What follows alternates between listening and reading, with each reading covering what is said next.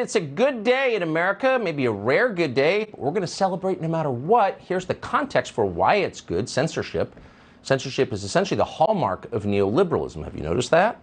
Our leaders seem to spend a lot more time trying to control what we say and think than trying to improve our country. And that means that anyone who utters the wrong words, even accidentally, gets fired or banned or ostracized or even charged with a crime. We've seen that too. We don't need to give you more examples of it. They are literally everywhere. If you live here, you're deeply familiar with it. But censorship now defines America's public conversation. We spend an awful lot of time complaining about that on this show. We probably don't spend enough time asking, what is this all about? Why are the authorities suddenly so intent on controlling our words? Why are they so afraid of free speech? This is a new thing, and the answer is pretty simple. It's an act of self-preservation. If voters were allowed to think for themselves, the entire system would teeter and possibly collapse. Sound like an overstatement? Okay. Consider the ideas that the people in power use to justify their power and their rule over you. Here's some of their slogans, not one of which you're allowed to disagree with. Here they go. America is a racist country.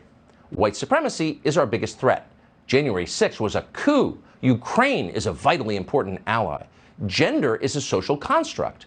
Climate change is an existential crisis. This is a pandemic of the unvaccinated. And so on. These phrases are so common now that you might not even think about them anymore. You hear Biden or Pelosi repeat them for the 5th time in a single day and you just start to go numb. But take a break from the numbness, pause, and think about it. Consider each of these slogans on its merit. Are the words actually true? Do they correspond to reality, observed reality? No, they don't. None of them do. In fact, they're ridiculous. They're laughable. And that would be very obvious to all of us if we were allowed to think about it. But we're not allowed to think about it. Effectively, all rational scrutiny of the regime's claims have been banned with the help of so-called news organizations. Our social media platforms, which once promised to give every American a voice, now function like the North Korean state news agency. They're organs of propaganda. This crept up on us, and it caught a lot of people by surprise, particularly conservatives. Conservatives were taught from a very young age to support big business because big business was a bulwark against government overreach. And that made sense, and it was true for quite a while.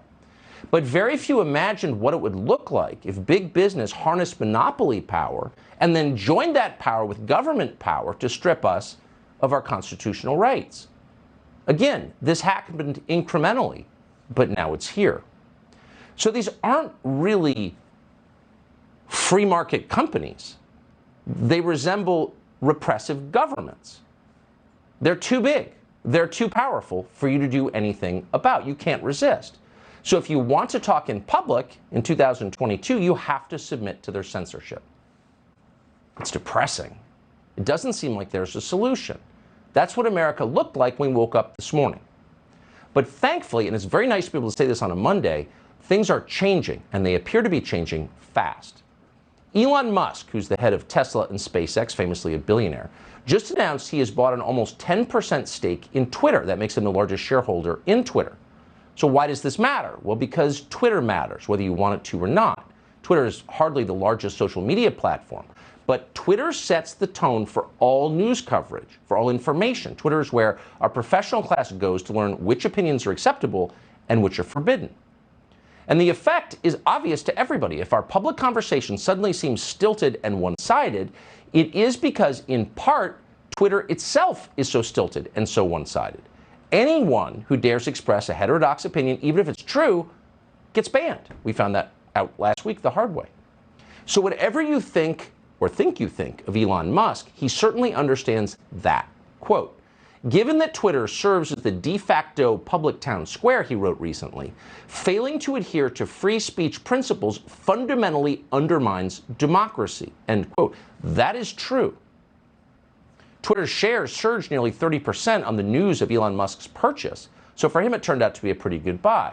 But it's hard to imagine that Musk bought Twitter shares for the investment. He's already the world's richest man. He does not need the money. Could this be the first move in a hostile takeover of Twitter that transforms Twitter into a platform for free speech? Seems that way. Elon Musk is not an orthodox conservative, but he sees the people in power with devastating clarity. A few months ago, he described wokeness, that is to say, the ideology at the heart of Twitter's business operations as, quote, one of the greatest threats to modern civilization. Watch. It is a prevalent mind virus and arguably one of the biggest threats to modern civilization. So do we want a humorless society that is simply rife with condemnation and hate, basically? At its heart, wokeness is divisive, exclusionary, and hateful. It basically gives mean people a reason, it gives them a shield to be mean and cruel, armored in false virtue. When was the last time you heard a crisper and more precise definition than that? Wokeness gives mean people a shield to be mean and cruel, armored in false virtue, end quote. Not a lot of CEOs talk this way. In fact, none. They're not allowed.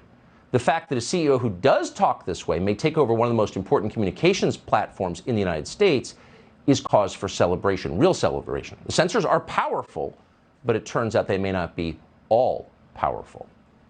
So what happens next? Let's be very clear.